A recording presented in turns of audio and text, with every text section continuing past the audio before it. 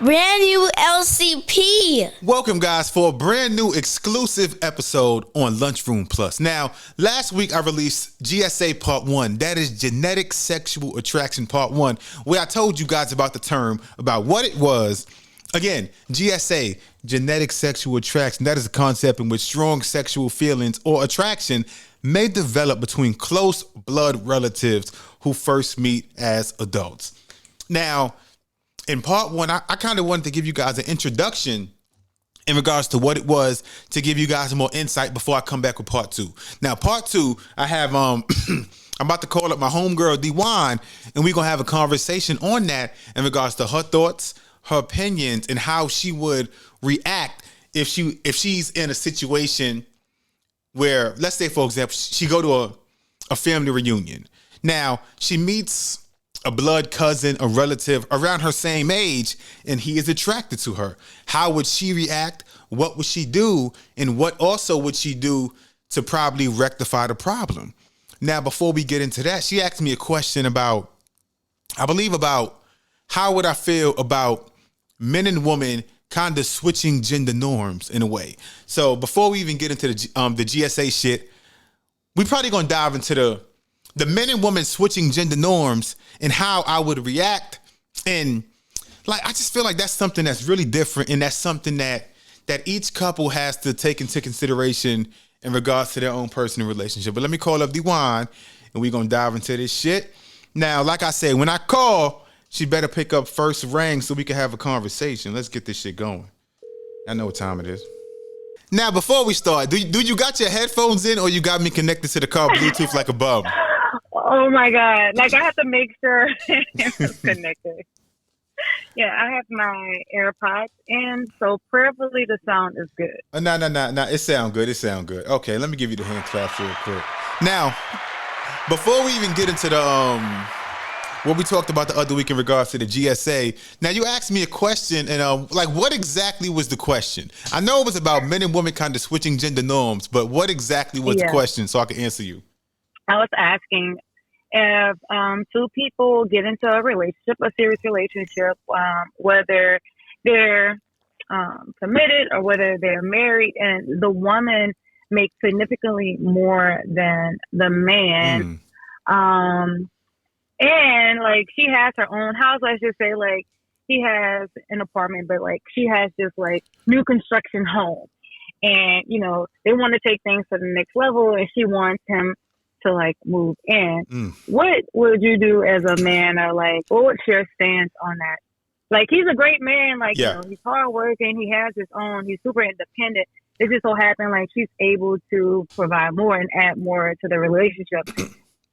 So I'm sure you, and even myself, like in Black culture, a lot of us were raised to believe that, you know, as a man, you got to provide, you got to do this, you know, you got to do a lot of those certain things. And as a woman, you know, it's different. So with me, it's going to take a lot of putting my pride aside, because because you're right. If I'm dating somebody, I'm working hard, she's working hard, but she got more, and she's in a better financial situation in regards to, you know, living expenses, income, new house. And she tell me, hey, like, to move in with her, like, that's going to take a lot, and I mean a lot, of tucking my pride aside to actually be like, you know what, as a grown-ass man, I'm going to leave my spot, and I'm going to move in with you. Because like I said before, like, one of my biggest fears is not having control. Because now I feel like if I move into her crib, now whatever she say I got to do. You remember last year with the rapper The Baby, where he was dating the singer Danny. And the singer Danny Lay, she jumped on IG Live. She said that, you know, I was living in LA. I gave up my house, my apartment, to move to Charlotte with The Baby, and now he's kicking me out. I got nowhere to go. I'm about to catch a flight back to LA. Like, that's the situation I don't want to be in. And that's why. And so my question would probably be more so geared towards married people, because of course, like, you're not safe in just like a relationship. Because you're free to walk away. People can be like, no, I'm with you for that long time, but you're not, because at the end of the day, like, if you have a house and let's say, all right, I'm married. Oh no, I'm not married. Like, I have a boyfriend and I have my own home, but he comes to the house from time to time, and he starts fixing stuff up, right? He starts to improve my land. okay, and after 3 years, we don't get anywhere, but he's then built a whole little, let's say, outside shed that can be like a little miniature apartment. He didn't paint it. He drastically improved my property. Yeah. Once he leaves, he doesn't get the increase of what he added to my home. Like, he just missed out. Whereas if you're married and somebody has made improvements to your property, that's money that they can walk away with something. Their time, their effort, even like your education, all of that is of value when you're married. That's why I don't like scenarios where people just boyfriend, girlfriend, because that's not serious. Like, at my grown age, I don't want no boyfriend. I don't like. But like, if you're single, like, you gotta start as a boyfriend. You can't start as just a fiance. Start somewhere. Yeah, but I'm not about to be nobody's girlfriend for like a whole bunch of time, and like I'm like, you're investing in the person. It's just like, where is this going, No, I'm gonna stop you, because like that right there brings up a good point. You said you're not about to be nobody's boyfriend for like a certain amount of time. So like, okay, yeah. Today you meet somebody, like wherever you going right now. Lord. No. See. Why? No, because it's your fault. You put the scenario in my head. So you going somewhere, you meet somebody, y'all start dating. So like what is his time limit with you in regards to proposing to you? What's a good time limit? 1 year, 2 years, 3 years? How long? Ooh. Yeah, how long do he get before he proposed to D1, before you say, you know what, fuck you, I'm gone. You taking too long.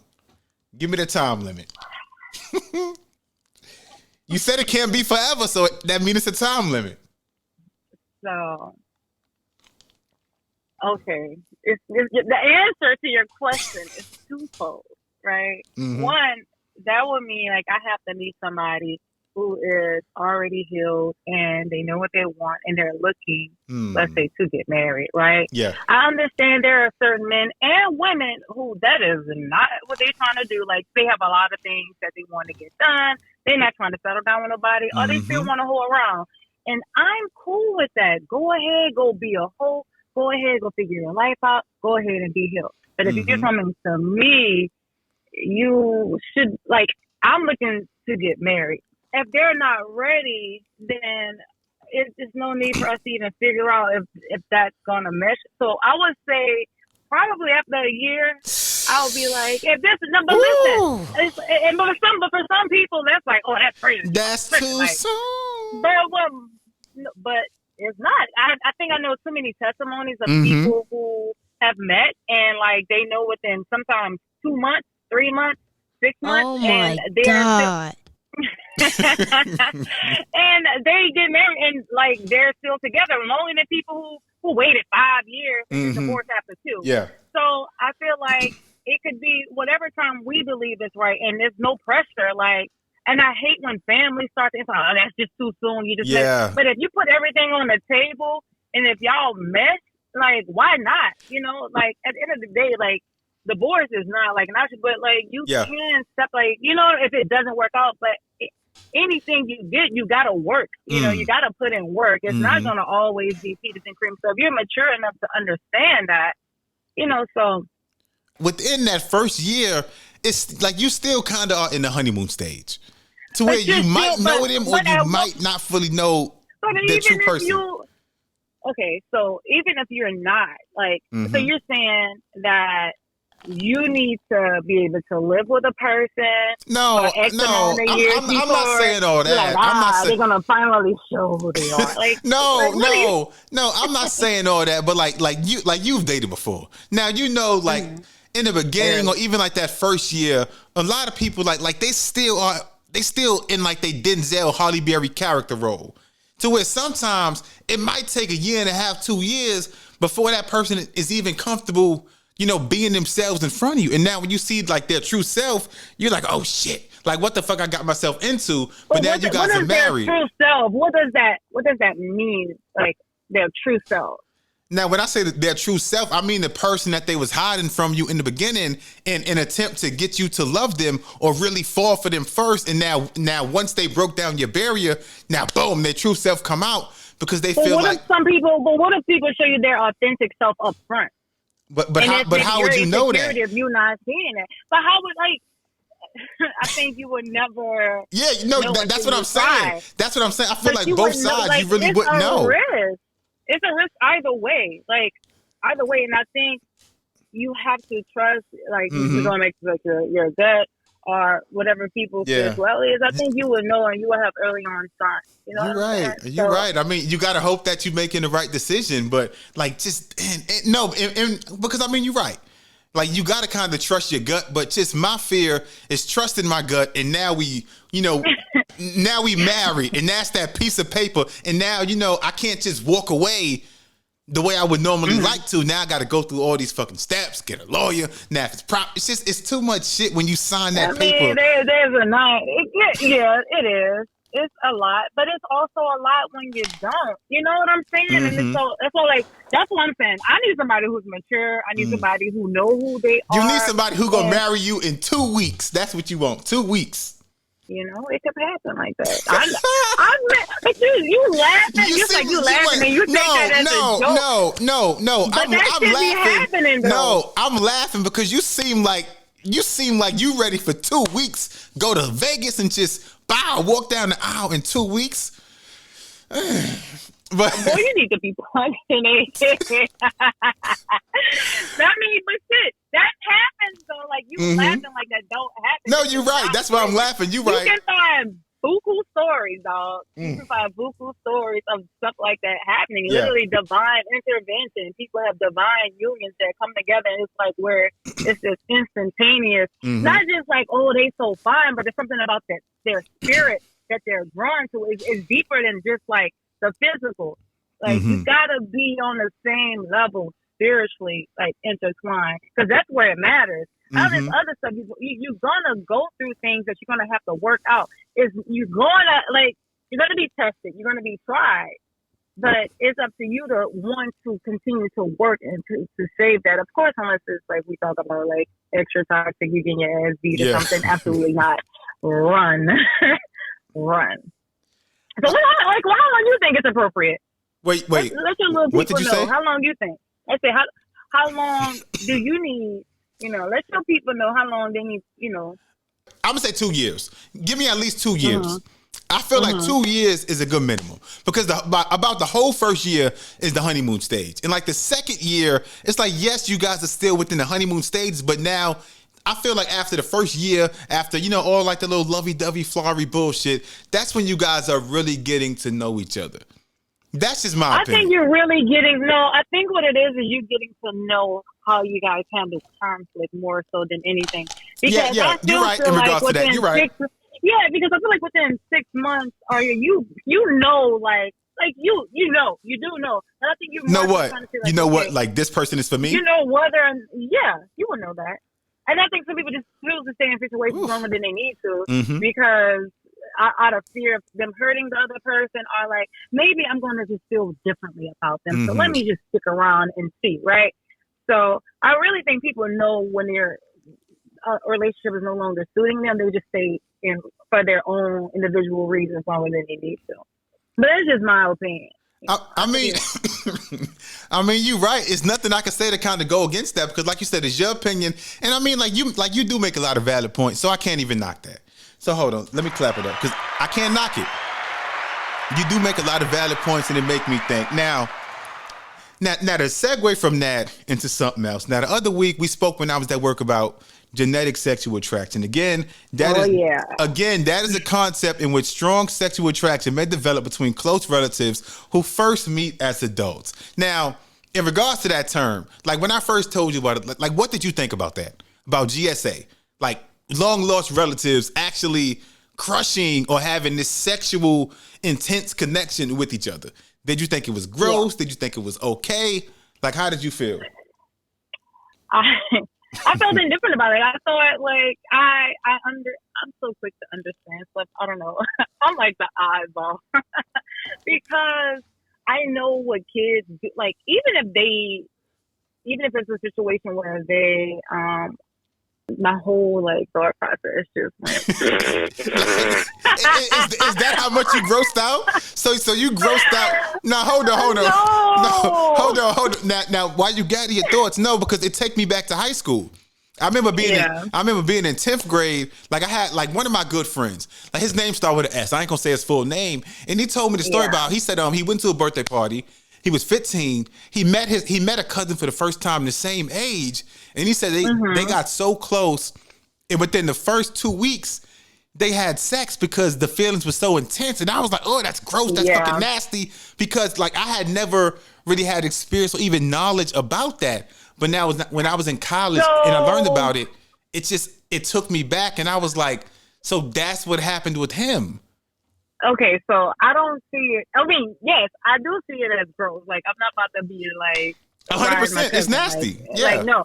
However, I know that it is normal that people find their, especially their cousins, they find them attractive. You know, they might think man, my cousin fine or something like that. I've heard these things, you know, or like the concept, and I don't know, like people grow up differently and they play games differently. But I remember even being in a project, like the whole idea of like playing house, and they're mimicking what they see adults doing. Did you play house with a cousin? Maybe not. Maybe not. But no, seriously. But we talking about grown folks. Yeah. Like I just told you, when I was at the jail talking to my client. You know, he told me he had two cousins that, you know, he thought she was fine. They started like fooling around, and they continued to do it. Like, was he black? Was he white? It was a black dude. Mm. You know, he had two cousins he said he had sex with. And the girl kept trying to do it continuously. And you should have just seen his face. He was just like... Did it happen now? Or was he talking about like when he was younger? No, like as adult? Like young adults. Yeah, like young adults. But what made sense, you know, when I made that article, more so when you're dealing with like mothers and sons, a lot of that it just made sense, like surface level, how I see parents interact with their children, how they're kissing on them, hugging on them, and even like the idea of like, I mean, women breastfeed, right? That's very like an intimate sort of thing that people... It is. Like, if they see a grown man sucking, you know, they can be like, it seems erotic, but it's okay when you see a baby doing that to her mother. So to her mother. So if you miss out on those stages where you're able to freely love on your child, I mean, like parents massage their kids, right? They massage their kids and all. So that's okay when they're babies. However, you know, when they 13, 14, 15, you massaging on them and patting them on. Is that gross though? Is that gross as a teenager? Because technically it still is your mother. And then like as a child, you always gonna be your child's baby. I kind of think it means like in relation to like how you're massaging your child, as opposed to actually massaging your child. Because what I'm saying is like these mothers who didn't miss out on that, who actually find their son attractive. Yeah. No, it's like, come on, like, you know better though. Like, you may want to just hug on them and love on them. That's okay, but to penetrate and to become one like that, that's come on now. It's nasty. Now hold on. Now going back to last week with part one, I played the clip of a guy. Now this man said that, you know, he was never allowed to be in his son's life. So he met his son when his son was grown, when his son was about in, I believe, his early 20s. Now he said that, you know, in relation to meeting his son, outside of his son, he had two daughters. And upon initially meeting his son, he said that his son formed a relationship with his daughter, which would be the boy's stepsister, well, half sister, and that they eventually ended up getting into a sexual relationship because they found each other attractive. So he reconnected with his son. He already had a daughter. It was the boy's, half sister, and they started having sex. It's still gross, but it's the same thing in regards to G.S.A. Siblings who meet late. My thing is, but once it's cool to acknowledge the fact that you're attracted to them, right? Like, and because you guys share the same DNA, it's fair to say that you guys may naturally be interested in the same things. You probably sharing similar traits because we tend to like get with people who share similar interests. You know, agree. Like the whole pretty girl clique. Like you're trying to be with people who are similar to you in some way. Yes, you have the whole thing of opposites attract, which do happen. But when you have somebody, it's like y'all literally sharing the same blood, and y'all have the same personality. You just get each other, and it's just like, and then it's like you find them attractive. I can see how that can happen. Yeah. But I would not want to act on that. Like, don't people be having like some type of like disorders? Like if they have a child together, kids of incest, like they might be born with 20 fucking fingers and shit because the DNA mixed together. So it's so many things that you shouldn't do. But I know because the dad said that they was legit having sex. They have formed this tight, close-knit relationship. And like just me being the dad. I feel like the first time, like the first time y'all had sex, I feel like y'all would have felt like gross and just like, we shouldn't be like, you should feel convicted. Like, you really should feel convicted. Like, but you might not. But you might not because sometimes. Because sometimes like having sex brings you closer, and it's just like it's sick, it's nasty, and like that's the point. I want to keep driving home. Like we not only having a conversation saying that it's okay, saying that it's good. The shit nasty. All I'm saying is that it happens because us being black, like we always have the preconceived notion that this only happens amongst white people, people like rednecks, like the trailer park people. No, this happens in all races. But think about it. Even if you want to take the fancy terminology away from it, think about how many little girls and little boys who are raped and molested by their uncles, by their fathers. Like I can think of so many stories where I know like they have been sexually assaulted. Like I remember like a couple of years ago, my mom's best friend, who I call my aunt, she told me like her uncle put his penis inside her mouth when she was 5 years old. My mom's best friend was raped by had a sexual relationship with her father, and she ended up getting pregnant for her dad. I know plenty of people who have been sexually assaulted by their own family members. So, which is sick, of course, in itself. It's nasty. But then you got this whole time where people are just intentionally having these consensual relationships, and I'm like, look, maybe we're just all screwed up in our minds in some weird, twisted way. You think so? You think so? I think everybody has battled something or has came across something that is super, super shameful and that we're afraid to talk about. Yeah, it's embarrassing because that's embarrassing. It's embarrassing. Yeah, and I think if we had more conversations like this, it will free other people instead of casting judgment. Like, even though we're saying that, like, this is disgusting, and I don't even like to say that because some people are really struggling with it. Yeah. I'm not condoning that you act because you can be, the same way we talk about people being in a relationship. I don't expect my future husband to be blinded by women who are fine and who are beautiful. I don't expect 1,000%, and vice versa. See that. But he don't need to I don't expect him also to act upon this little moment of lust. Yeah. So you should have some self-control, and that's even going down to what we're talking about. Yeah. That's all I'm saying. Have some self-control. Acknowledge the fact, like, oh shit, I'm attracted to this, but let me go talk to somebody about this. Let me get this out because if I suppress it, it's gonna get worse. Okay, no, you make a good point. Okay, so in conclusion, you met a cousin late or whoever, and now you guys were attracted to each other, or vice versa. Like, what do you think you guys can do, to get back in like a healthy place to where you guys can continue a relationship and understand each other without it being awkward or just feeling weird? Like what can you guys do to just really resolve that issue privately?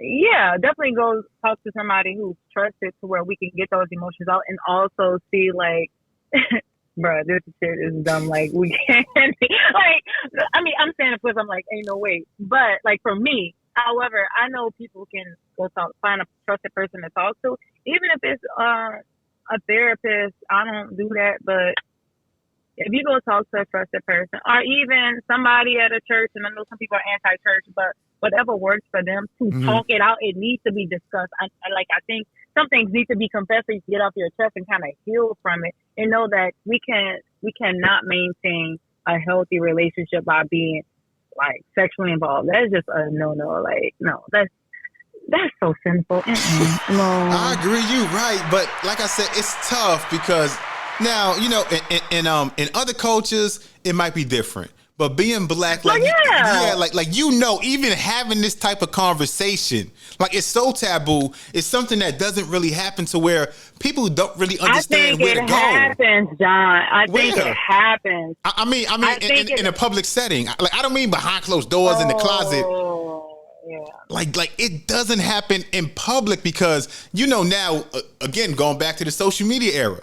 If anybody goes online and say, "Yo, I was attracted to my cousin. This happened, that happened," ain't nobody gonna be understanding or listen. Oh, G.S.A. No, they're gonna jump down your throat. They're gonna call you gross, disgusting, and it makes it work. The same people who doing the same people who fucking their auntie in the back. Hello, exactly. I'm like, before you start throwing rocks at somebody, go take a look in the mirror, baby. You right, but they don't do that, and I just wish that more people were open to having these conversations without judgment, so that people can really understand or just release what's inside, as opposed to hold it in, and then like you said, they go act on it. Now every single week they going to sleep with their cousin and just not really resolving the issue. But like this is why I wanted to have you on, because like I said, you always provide insight, even going back to the first topic in regards to gender norms. Like you made me feel like I was stupid, as if I was waiting too long. Well, we didn't even talk about. You said 2 weeks is too long. I mean, two years. No. Yeah, hell no, because I'm trying to maintain something here, and I'm gonna be way too tempted after 2 years. So maybe like after a year, we kind of like, is this working out? Is this not? Because I'm trying to do some big things, and like with you. So if it ain't working, then we gotta go to the next candidate. You know what I'm saying? Like I don't want to waste your time, and I know you don't want. I would have to have that talk with them. I mean, you're right, but sometimes now the grass not always greener, so you might move on to that next candidate. But he might not treat you the same, and now you might try to backpedal or moonwalk back to the guy who really treated you good. It's not like no. It's not about who's a better candidate. If I am seeking to get married, it's okay. If I'm not trying to have sex, until I'm married. Right? Oh yeah, I'm gonna be posted up with a dude for 2 years with all this temptation and like, okay, we're taking sex off the table, so we should be very clear. It should be clear as day, because as well as anybody else, that if you start having sex with somebody, you might think like, oh yeah, like this is it, like 1,000%. Your dick wet and you having all these orgasms and it's like it's euphoric, and then you missing all the other red flags. Yeah. So if I take that away, not to be like, oh, she's trying to like, no, bro, I'm trying to go in this like with a clear head. I need some clarity, and so. If after, that's what I'm saying, about the year of us like kicking in and talking about some real shit, not just like, oh, but what's your favorite color? Oh, what do you like to eat?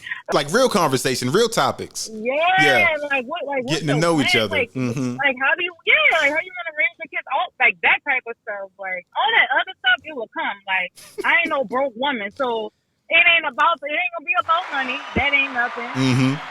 You know what I'm saying? Health.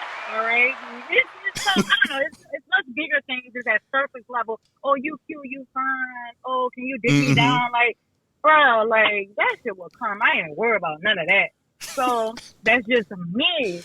But that's why I say I have to be with somebody who's ready. Because if they're not, I have to respect that. They're an amazing person, but if they're not ready, if they're not mature enough, or if they're not healed, then it's not going to be good. At least not for now. Damn. All right, so I guess that's how we gonna end this. So like when you get to the point where you find the person who you feel like might be a worthy candidate, like we gonna let him know he got about 3 to 6 weeks from the time you meet him to put a ring on it, or his time is expired. That is too quick though, but. Oh, I gotta deal with it. Y'all see how he's twisting my words, but okay. 3 weeks. We're gonna have a 6-month probationary review. All right. So how we looking? No. All right. 6 more months. We'll come back. All I'm saying is that when it happens, you got to come back on. We got to get the follow up because I need the follow up in regards to that. So that's how I'm gonna leave it. For sure. I'm gonna trust you. I'm gonna trust you. I'm gonna trust your judgment. I'm gonna trust your opinion. But I appreciate you for stopping by. No problem. Behave yourself. Leave them old women alone. Hey, I'm gonna try, but I can't make no promises. I'll hit you back. Bye. Bye. Yes, sir. Y'all know what time it is, man. LCP. That was my girl, D1. She always be so willing to stop by the lunchroom, that LCP. Brand new LCP. And have some good, engaging conversation. Now, of course, sometimes we don't always agree.